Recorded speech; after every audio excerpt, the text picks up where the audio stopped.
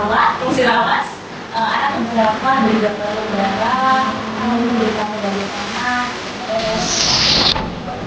ini dia kan juga sok-sok deh, emang bisa.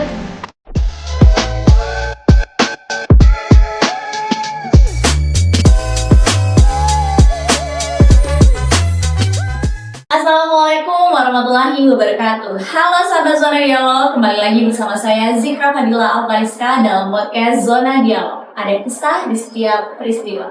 Oke sahabat Zona Dialog, sekarang kita ditemani oleh dua orang perempuan yang sedang berkonsentrasi di bidang bullying. Boleh nih langsung saja kita kenalan. Hai sahabat Zona Dialog, perkenalan, nama saya Winda Kartika, asal dari Musirawas. Di sini saya akan berkonsen tentang bullying pada anak usia dini. Halo sahabat Zona Dialog, perkenalkan nama saya Bella Kartini, saya asal dari Sulma. Di sini saya sedang berkonsen pada bidang bullying pada anak usia dini. Halo Winda dan Bella. Ini kita sedang kita berbincang ya, berdiskusi sharing mengenai bullying. Yang mana bullying ini lagi marak-maraknya, apalagi di zaman sekarang. Kita konsen juga di bidang anak usia dini.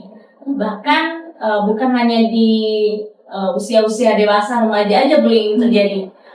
Pada masa anak usia dini itu bullying ini banyak banget kita ketahui dan kita temukan kasus-kasus yang terjadi.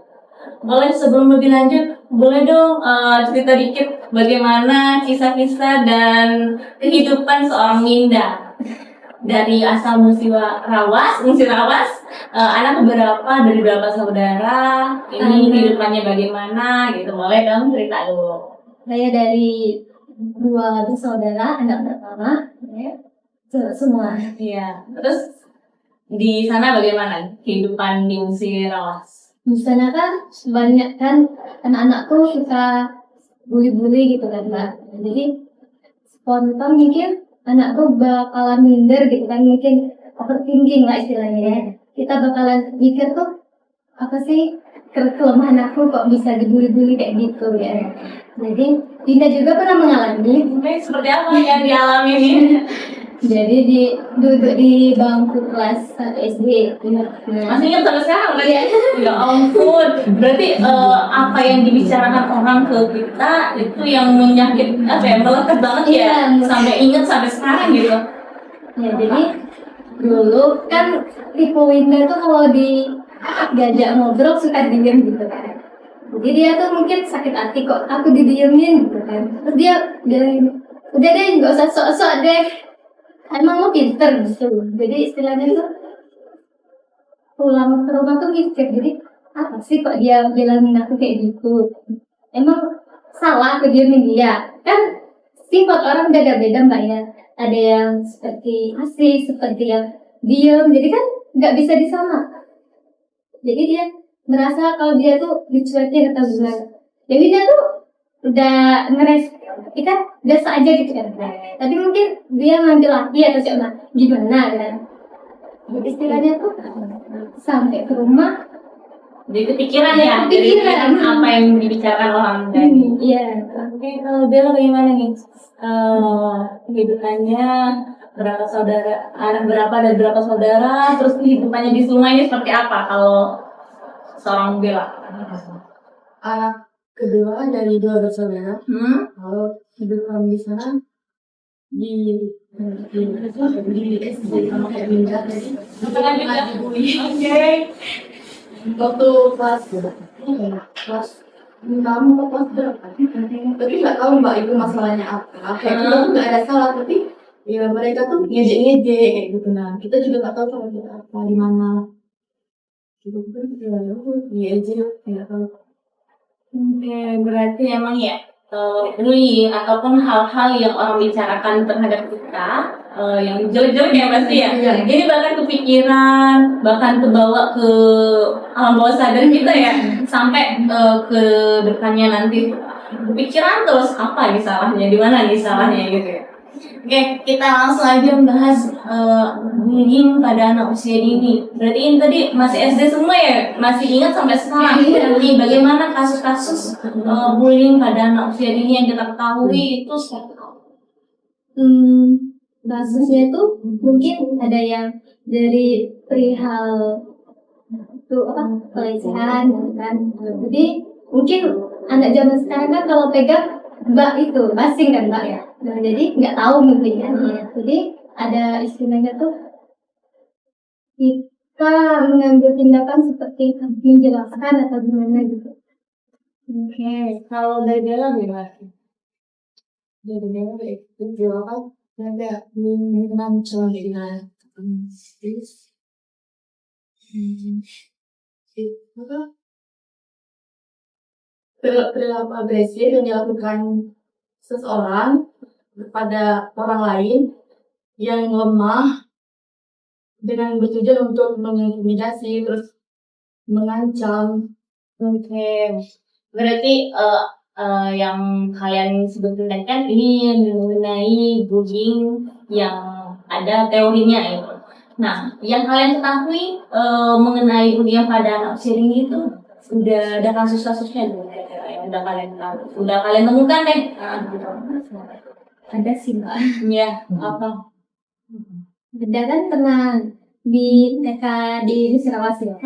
Jadi istilahnya itu kan ada anak dia tuh ada yang nakal ada yang enggak gitu. Ya, jadi bukan nakal, aktif. Aktif gitu. Jadi anak yang aktif itu kan biasanya dia lebih gimana gitu kan. Jadi mungkin ya istilah kita bilang anak yang diem tadi tuh diganggu kan. Terus diancam-ancam pasti ada kan istilahnya bully itu diancam terus kayak ditekan lah gimana. Mungkin gini kasus uang gitu kan biasanya kan ada anak tuh sini uangmu untuk apa aja gitu kan. Jadi dikasihnya mungkin anak yang pendiam itu dikasih kan takut karena dia takut. Nah kalau nanti dia diancam gitu kan, oh kamu pulang nanti aku bla bla bla kan, nggak aku temani lah pokoknya gitu. Ya gitu sih pengalamannya. Oke, itu pengalamannya apa itu? Yang aku lihat di TK. Oke, di TK itu kayak gitu? Iya ada, tapi nggak semuanya gitu. Maksudnya tuh berarti udah ada kejadian seperti itu di TK gitu ya? Berarti hal-hal yang apa ya, membuli, bahkan yang memeras, bahkan yang mengancam itu bukan hanya dari SMP, SMA, di lingkungan TK pun udah banyak terjadi. Kalau dari Bella, pengalaman apa? Ketika itu misalnya ada kekurangan dari fisik gitu kan, terus diejek-ejek kayak gitu. Misal orang ada cacat tangan gitu kan ya, jadi diejek, ih nggak punya tangan satu gitu. Ya, karena pada dasarnya apa ya namanya tuh teknologi, kosakata anak-anak sekarang lebih banyak dapatnya dari handphone ya. Jadi mereka mungkin lebih luas, pikirannya tuh udah luas kemana-mana. Apalagi anak-anak TK ya. Kadang yang nggak sampai pikiran kita kan, dia kok bisa sih ngomong kayak gitu ya kan, padahal masih TK. Nah, dampak bullying ini kepada anak usia dini nih ya, kepada anak usia dini nanti itu seperti apa? Dampaknya bisa berperilaku yang pendiam dan agresif ya. Yang tapi agresif, ya gimana itu dia tapi agresif yang seperti apa yang diingatkan? Istilahnya tuh diam kan. Anak tuh bisa mengurung diri, mungkin kan yang seperti dijelaskan di awal tadi kan takut Lebih banyak minggirnya gitu ya. Jadi seakan-akan kita tuh paling di bawah gitu loh, mereka tuh di atas, seakan-akan kita tuh nggak pernah ke atas gitu loh. Oke, itu sangat berdampak sekali berarti ya, gangguan psikis dari si anak terhadap bullying ini lebih bahkan jangka panjang ya terjadinya berdampaknya. Kalau dari Bella, Kalau dulu itu bisa menimbulkan dampak negatif pada kesehatan mental anak, seperti depresi, terus juga takut untuk ramah Depresi. bukan depresi, terus kecemasan juga pada Kecemasan yang berlebihan, terus tuh kurangnya rasa percaya diri. karena sering dibully, sering apa ya bahasanya sering dihina, sering dibeda-bedakan sama teman-temannya yang lain, jadi dia merasa apa ya kayak kurang gitu kan, jadi kepercayaan dirinya itu berkurang, apalagi untuk memulai berbicara dengan orang-orang baru kayaknya lebih susah ya kalau orang-orang sering dibully.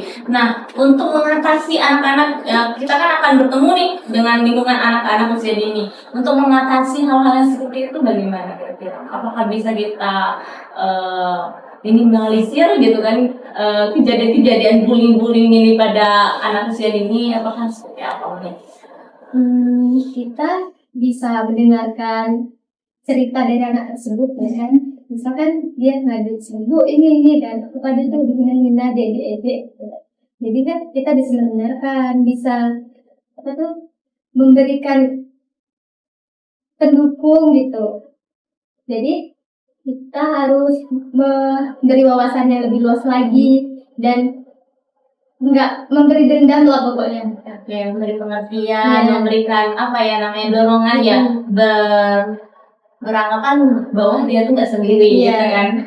Oke, kalau dari Bella bagaimana? Ya pertama tuh kita mengajarkan empati dan kasih sayang, terus mengembangkan keterampilan sosial anak, lingkungan yang aman dan mendukung. Oke, hampir sama lah dengan kata ya.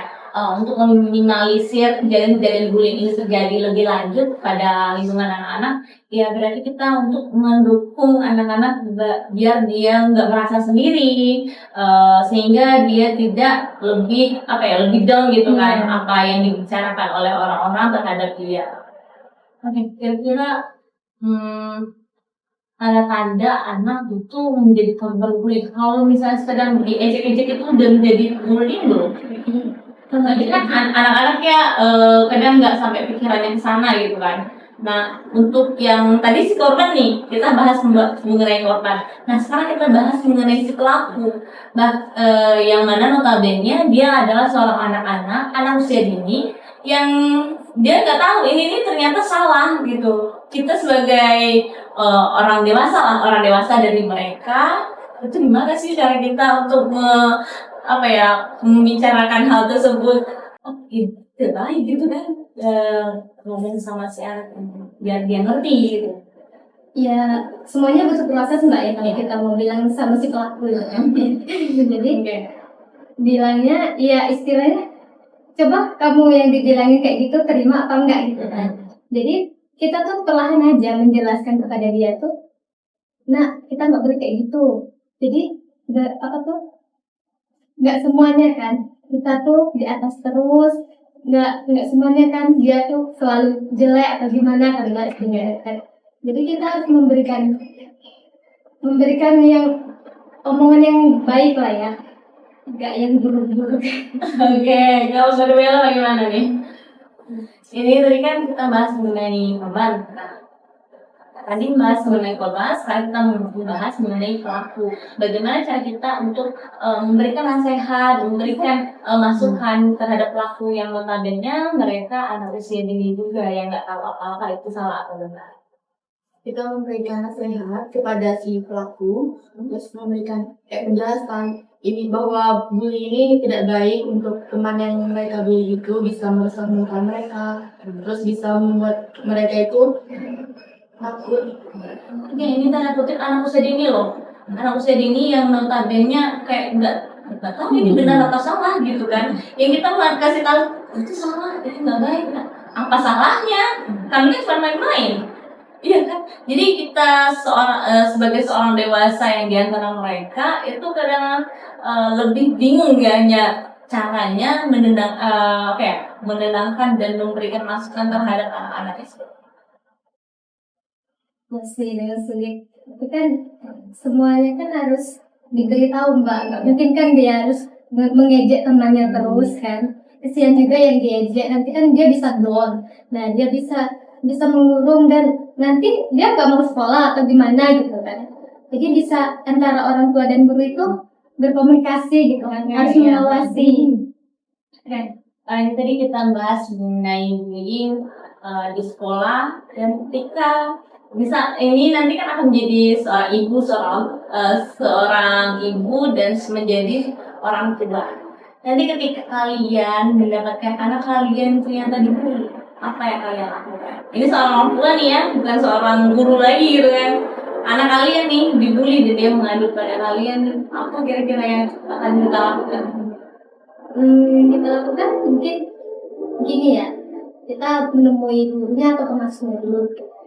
Kita kompromi baik-baik jalan-jalan. Si anak ini suka jahilin loh, suka meremehkan gini-gini. Jadi kita harus saling, anak guru sama orang tua tuh harus mengawasi ya. Dan guru mengawasi di sekolah, orang tua mengawasi di rumah. Ya sama kayak gini tadi, kita sebagai orang tua itu misalkan dia dibulinya di sekolah nih kan, terus kita sebagai orang tua itu datang ke pihak sekolah dan meminta solusi gimana caranya biar anak tersebut itu tidak melakukan ini lagi kepada anak. Ternyata emang benar komunikasi antara guru dan orang tua itu sangat penting. sangat penting. Karena apa? Karena tidak adanya komunikasi antara orang tua dan guru itu akan terjadinya bentrok. Bentrok apa? Bentroknya itu ya ini susahnya kejadian-kejadian di sekolah orang tua tidak tahu, akhirnya mereka menyalahkan sepihak dan akhirnya hal-hal yang tidak diinginkan terjadi. Jadi ada namanya ilmu parenting ya yang di anak usia dini.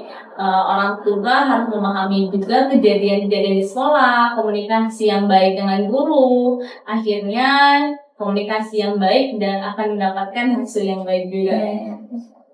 Oke, untuk kasus-kasus bullying ini sebenarnya banyak terjadi ya. Banyak bahkan anak usia dini pun sudah menjadi korban. Kira-kira gimana pesan-pesan untuk orang tua, guru, dan anak-anak? Ini 3 nih, untuk orang tua, guru, dan anak. Bagaimana kita cara mengatasi dan meminimalisir sehingga bullying ini tidak terjadi lagi? Karena dampaknya sangat luar biasa, bukan hanya sekarang, tapi jangka panjang. Boleh kan? Siapa duluan? Oke, sahabat zona dialog, cara mengatasi untuk orang tua itu yang istilahnya komunikasi itu jangan ditinggalkan. Karena kalau kita nggak berkomunikasi satu sama lain, mungkin itu saling menyalahkan.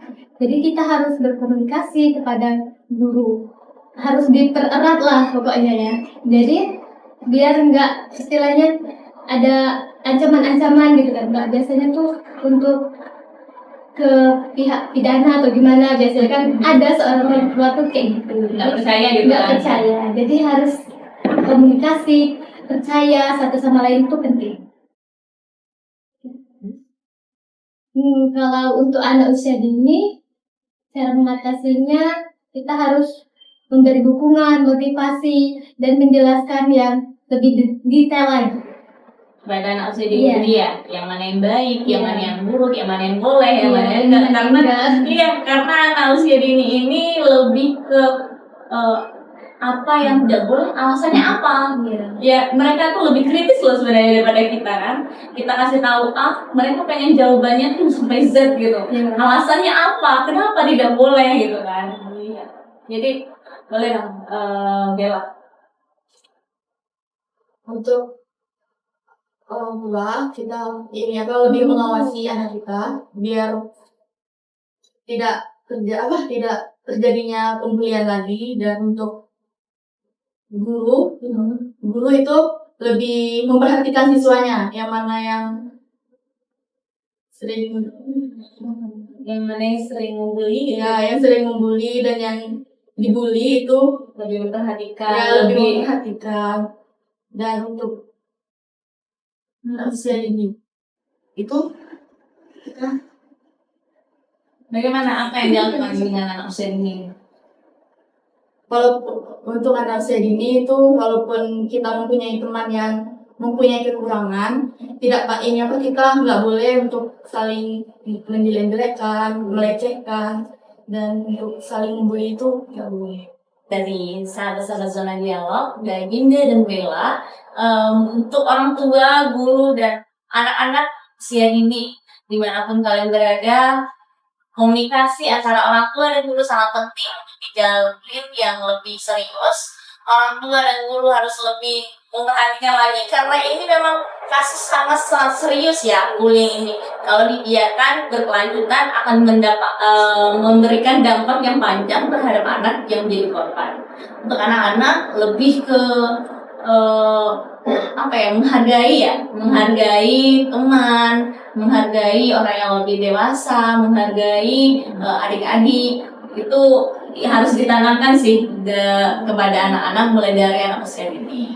Oke, sahabat Zona Dialog, bahas mengenai bullying ini kayaknya nggak akan selesai. Kasus-kasus bullying ini sudah sangat marak dan kita sebagai generasi generasi Z, masih generasi Z ya, generasi Z yang nantinya akan memberantas bullying ini karena dampaknya sangat serius terhadap gangguan psikologi, dampak depresi, dampak yang terjadi jangka panjang terhadap anak-anak. Oke, sahabat Zona Dialog, inilah tadi pembahasan bincang-bincang mengenai bullying. Lebih dari kurang kami mohon maaf. Jangan lupa like, comment, dan subscribe. See you.